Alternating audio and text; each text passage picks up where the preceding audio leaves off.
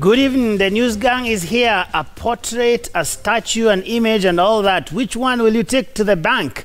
It's a statue's word against Omtata's. The new currency is here, and why the 1,000 shilling note suddenly has a very bad name. What happens to the pillow bank and the piggy bank? Also on the show tonight, the president is looking for good news. Do you have any? We'll also have the memo, the kicker, the punchline, and the take. And of course, the angle. First, though, to the new currency that the government is putting its money on when it comes to the fight on corruption. Here is how it was unveiled in Narok on Madaraka Day. The new generation banknotes were issued yesterday, May 31, 2019, by a Gazette notice. They are now legal tender. All the older 1,000 shilling series shall be withdrawn. Interesting, Linus. This is something that was long overdue if you think about the constitutional requirement, but interestingly launched on Madaraka Day, which happened to be in your county, by the way. Yes, I was in attendance as the new notes were launched. None of them were given out to those in attendance, so we didn't have the benefit of being the first ones to get the new currency. That's a good disclaimer, right? We have to make that clear first. But look, Joe, there is something uncomfortable about the positioning of the release of these notes, because I think the argument that it's being done because of corruption is dishonest. The Constitution, Article 231, Sub-Article 4, required this government to have rolled out this currency some time back. But clearly, when you look at the history of how the government basically treated that article. Actually, they had a window of 5 years up to 2015, yes. So we are at least 4 years late. We're still 4 years late. There was reluctance in those 4 years. There was apparent reluctance. You can tell that the administration was not keen, was not very eager to go into the new currency notes, whose description was actually very, very different. Because first of all, they were going to get rid of the portraits.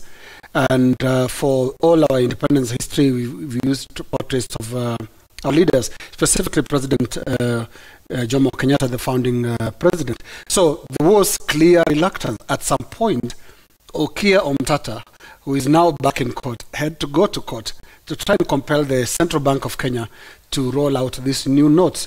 But then the launch comes on Saturday, the 1st of June, and it's being positioned as part of the war on corruption. That, in my view, is dishonest. But they're saying something about that, though, that there is the 1,000 shilling note, which is, by many estimates, the currency denomination that is most prone to things like counterfeiting or whatever other forms of fraud. But also this allegation that there are people who have rooms full of money in cash, which most certainly would be the 1,000 shilling note, because you need less space to be able to keep that. Yeah. But how does that argument fly, Yvonne, that there is 1,000 shilling notes floating around in people's houses, but not in the economy? Well, for sure, when we even did, and these figures have been going around, there's 217.6 million pieces of the 1,000 shilling note in circulation. And certainly, the bigger the denomination, usually that is the one that is targeted for corruption, for illicit flows of money. What is not clear is how much of that is actually being hoarded. So we know how much is in circulation, but we don't know how much of that is actually... And 40% of all the notes that exactly, have been issued. Yes. So that is important to note. But then there's also, of course, the legal hurdles. Just to pick up on what you'd said, there were the legal hurdles about, awarding of this tender to De La Rue, and there was that court case, and then it went all the way to the Court of Appeal, and then, the tendering process that began in 2014. The world over, the higher the currency, that is the denomination that is often targeted by counterfeiters. Like you said, it's it's less cumbersome. If you had 100,000 shillings in 1,000 shilling notes, how many are those? Like 100. As opposed to if you were to do that in 50 shilling notes, 100 shilling notes, you'd literally be carrying money in sacks. Space, so you will need more space. Well, and the same thing. We've carried things in sacks. We have. So can you imagine how many more sacks we would have needed to carry had we have had a lower denomination? And that is why even in countries like Europe, they are phasing out the 500 euro note. As of January this year, they stopped printing the 500 euro note, so they're slowly phasing it out, hopefully by next year. So what we don't know is how much of it is actually being kept in the mattress from illegal whatever, because there's all this speculation about who has 1 billion, who has 2 billion, or whatever. We don't know for sure. But this is what is critical with the 1,000 shilling note, and that's why it's important to note it's the 1,000 shilling note that is being demonetized. That is the one that loses the value and will no longer be in circulation, the old one at least, by October. But I think they also say that to some degree they'll also be holding back some of the currencies. Every time they go to the bank, they will be monitoring the circulation and keeping some of it and replacing with the new. But Francis, what strikes you about this 1,000 shilling conversation? It's a very important discussion because, truth be told, there is corruption, both at the national government and in the county governments. And today, those who are masterminds of grand corruption will not necessarily do it via banks because of the money trail and the consequence of it. And all the questions that Jamila will say, Maswali a clinic. Maswala ibuka. So what many people have been doing, and it is evident, you've seen people with hoards and hoards of money. And so the moment you try to clean up the system by the whole directive on demonetization and saying this 1,000 shillings will lose value within 4 months, basically you're smoking out people who probably have a lot of money, unexplainable so, to bring it back. And while at it, the agencies that are in charge of investigations and prosecution will be all eyes there. So it's some uncomfortable moments for people who have money that they cannot be able to account for.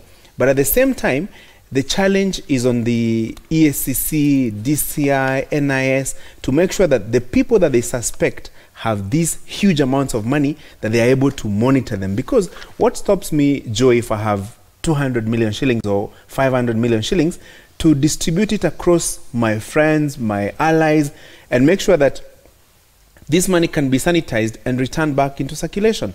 So it will be defeating the purpose if the people you're suspecting have hoards and hoards of money that cannot be explained, have an avenue of cleaning it again and bringing it back to the system.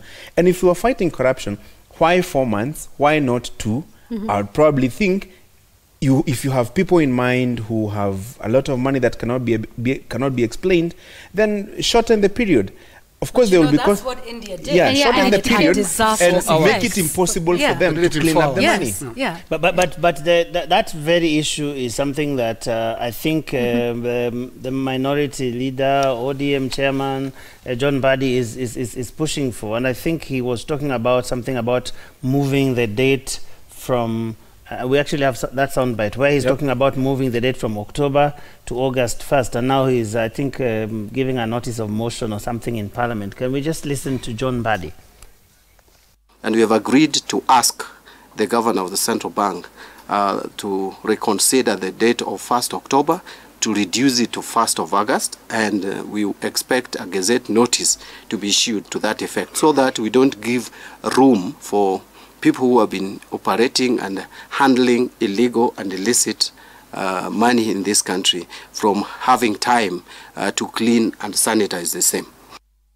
So Jamila, we'll come back to because that was actually a change of position. He had said something earlier, but we'll come back to the politics in a moment. But he's saying something interesting about shortening that duration from, is it October is far too far, basically, that, we need to do it quicker. Yvonne alluded to it, that that's what happened in India. It was actually done overnight. In November 2016, it was announced that they wanted to demonetize or do away with the 500 rupee and the 1,000 rupees in India, and it was a disaster. people literally queuing at ATMs trying to get money, at least to get smaller denominations so they can be able to pay bills. A lot of the casual workers were not paid for a while because there was no money. There are even reports that people had died because of the depression due to be able to, being unable to get money, that pesa ni zako uko nazo lakini you cannot access it. So that's why I think it is not a bad idea to extend it and give people more time to be able to do this. Because remember, India has a population of about 1.3 billion people. And they were given, I think, a period of 50 days to be able to have finished the whole thing, and it was a total disaster. In fact, reports show that they did not even achieve the goal of trying to get the black money. Over 99% of cash was brought back, which means that something went wrong there. I know part of the reason why they did it was also to try and get people to start paying taxes so that they can have at least a banking system, people can have bank accounts. Only 3% of 1.3 billion people in India actually pay taxes. So they were trying to sort of like try and collect this money out there. But for me, I look at it in terms of how this will affect the cost of goods and services in Kenya. We're expecting actually to have inflation because remember now, people will flood the market with money. And what does that mean? It will mean that the cost of goods and services will go up, and that will mean that people will be affected, at least in the short term. But there are people who say that because the money is already factored in, you see, because the economists, some of them at least, seem to argue that, well, the money that will be coming in, I mean, assuming that you don't have tons and tons of money that's being introduced, quote unquote, into the system, whether it's counterfeit or whatever illegal monies that might have come, but there's a sense in which if CBK issued that money and you kept it in your house, it is in their calculation and everything. So when it comes to inflation and everything, they actually say the money is already there. But you are not using it, but it is there. But the cash crunch, and just to be clear, it is the 1,000 shilling note. Not all of it. Not all of them. Yeah. So therefore, the others will be in constant circulation as you go in, you change them, because remember, those will be side by side. The one that is being phased out is the 1,000 shilling note. But so it might not be, you know, there may not be a crisis as such. As we might think. I think we need to look at this period of 4 months. It's just the beginning of June, and we're supposed to do this by end of October. Actually, the October 1st, rather. Yeah. The social effect of this arrangement, knowing how Kenyans function, you're already planting suspicion on that note of 1,000 shillings. We're talking demonetization, but what we'll see is demonization of the 1,000 shillings note. You'll start seeing even, you know, a newspaper vendor looking at your 1,000 shillings suspiciously that, where is that from? Could it be legal tender, or you're trying to drain your corruption swamp? That is why this period is potentially quite long. If you're doing it for the purposes that the government announced in Narok, which is to try and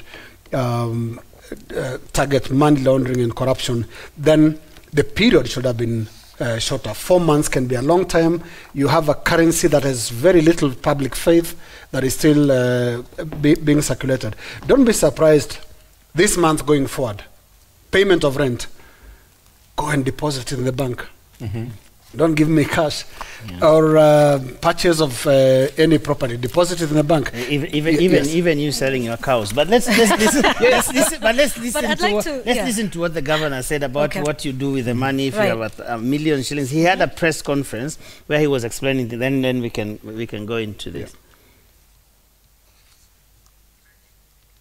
Amounts less than 1 million, you can go to your bank. But if you don't have a bank, then you can go to any banking institution, any branch of a banking institution, and they will assist you in the transaction. For amounts between 1 million and 5 million, converting that to new bills, new banknotes, you will need to go to your own bank. If you have amounts above 5 million, is to contact the central bank, and they will deal with you. Good. So I want to address a couple of things. Reducing the time span. Let's be careful about some of those political statements. Reduce it. I mean, I think I even saw some politicians on Sunday in church saying, do it even tomorrow. So number one, to learn from what happened in India. So when Prime Minister Narendra Modi said, these notes are in the next 4 hours, and they had 50 days. What happened, even according to a report by the Reserve Bank of India itself, 2 years after, showed that one, printing presses were unprepared to replace the volume of recalled currency notes. The printing presses had to run overtime to meet the targets. New notes could not be printed fast enough. There was a currency cash crunch. Tens of millions of Indians were cashless. Yeah, and people were standing in line, for hours, as Jamila said. So there's something to be remembered about this process, that yes, it is also supposed to lock out those who had illegal money or from proceeds of corruption. But remember, the process of demonetization also involves citizens as a whole, who have to understand this is what's happening, this is where it's going to be. We here are discussing this, but I suspect a couple of people, even within NAROC itself, aren't really clear as to how this process will work. So these 120 days are important, and extremely so. And so the idea of the time span is something that we need to think about. And remember, money is also a cultural aspect. So it's things that you have to sort of change your culture around when you're doing that. There's also the other assumption that all of this money is in a mattress account, and that is a big assumption. It could already have been changed into foreign currency, could have been stashed in foreign bank accounts, it could have been bought into shares or converted into real estate, or as we do in this country, it could already have been taken into church. But let's talk about that 1,000 shilling note again that you were saying. Here's another alternative I'm hearing from some economists that might actually solve this issue of 1,000 shillings note. I don't know if this was considered by central bank, but to actually completely do away with the 1,000 shilling note to begin with, so that you make carrying money cumbersome, like we said. So if it's 200 shillings notes or 500 shillings notes, it's, security, just where you're going to store it, because that's actually another alternative towards just removing the 1,000 shilling note altogether. I don't know if this is something that we consider. We must also not, as a country, criminalize having money. Right. It is not a criminal. No, it's not criminal to have not. money, as long as you can be able to account for that money. Look, visit and pay taxes for absolutely. it, which is putting it into the formal financial I system. invite you to visit the Gachuri slaughterhouses. Yeah. People like Akina Kaikai, they bring their cattle, they sell in cash. The butchers, give them cash. Go to Wakulima market, people pay for products in cash. So there's nothing criminal. But a lot of those guys immediately after that go to the bank. The speculation is out there. That's right. The only problem is if you cannot be able to account for your money, therein lies the problem. And if we are cleaning corruption money, then let's do it in a clear, systematic manner, such that we are able to know these guys. If you want to box them, then box them within a certain time frame, so that you also don't give them an opportunity to go out there and spread out that money. It will defeat the very purpose. Okay, but can I also address... Let me just very quickly say something at the back of what Francis is saying, and that is in terms of criminalization of having money. Let's not be assuming or making assumptions about the context under which we operate. This is the context of the country right now. There's not ever been in the history of this country the amount of looting that has been witnessed in the last few years. Every public coin has been stolen, basically, whether at the national level, in county governments. The stealing has been unprecedented. There's a lot of illicit money that is out there, a lot of money that is being kept, that has been illegally taken away from the public coffers.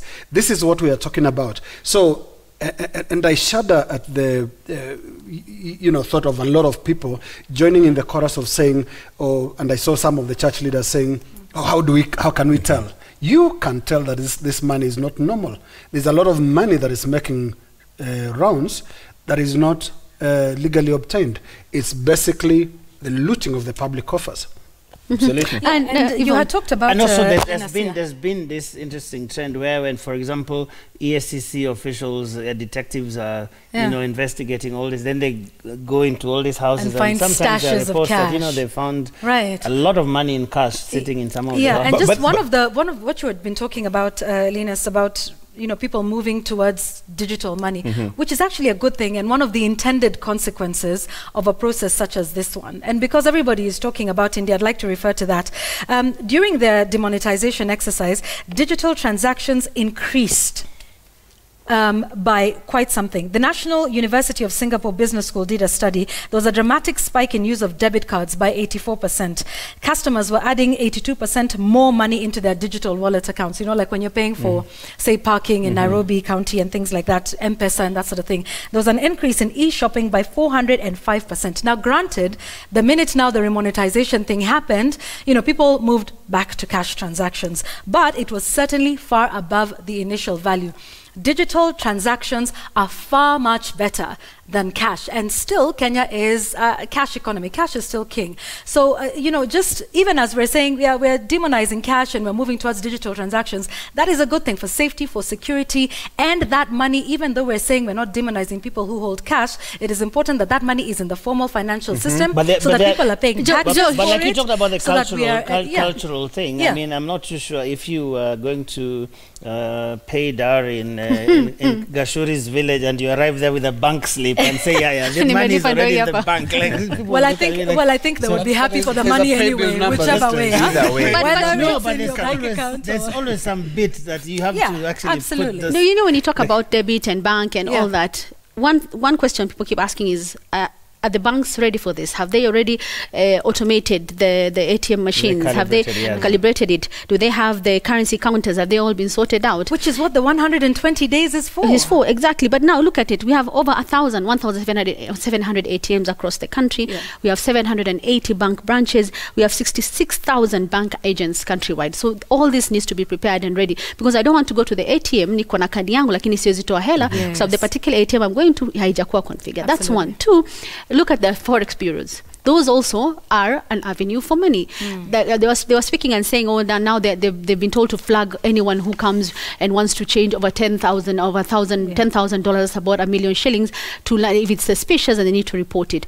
Something that the central bank governor said, and I think it has come up a lot in terms of, picha gani iko kwenye noti hizi, kwa sababu sheria inasema hapasi kuwa na picha mtu yoyote. But he says there was public participation that was done before this was launched. Talk about that, actually, that very issue. Let's listen to Mbadi talk about this thing being unconstitutional and the image. And let's listen to Mbadi talking about picha ya nani iko kwenye noti hiyo. Yeah, currency with no images. But what we are saying is, when new notes will be printed again, then the central bank needs to ensure that the constitution is fully complied with. We don't want to leave ambiguity. We don't want to allow room for people to debate whether we have violated the constitution or not. It is very simple. Just print notes without any image, as the constitution dictates, Article 231 of the constitution.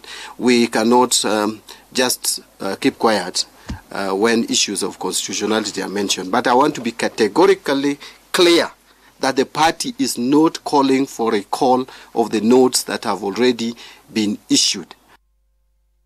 What he said is very interesting compared to what he said a day before in Migori. In fact, he was categorical that they should be recalled. He said ambiguity, and he would know ambiguity. Can we analyze this statement a little bit? After the break. He says, do we have to take a break? Yes, we have to take a break. We have to take it now? Yes. Okay, I will hold my breath and wait for this one. Let's take a break now, and we'll be back. We need to analyze what John Mbadi had to say about this compared to what he said 2 days before that in Migori. News Gang will be right back.